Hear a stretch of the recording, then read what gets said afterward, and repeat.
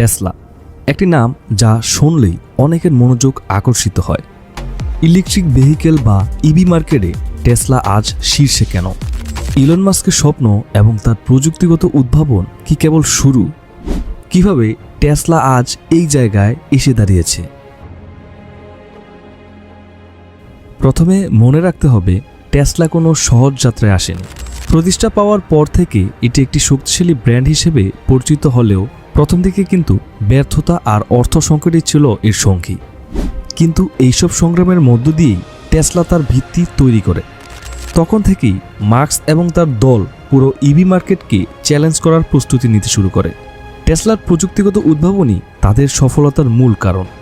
EV মার্কেটে সবচেয়ে শক্তিশালী ব্যাটারি, স্বয়ংক্রিয় ড্রাইভিং এবং সফটওয়্যারে নিয়মিত আপডেট, এই সব কিছুই টেসলাকে প্রতিদ্বন্দ্বীদের থেকে অনেকটা আলাদা করেছে। এমনকি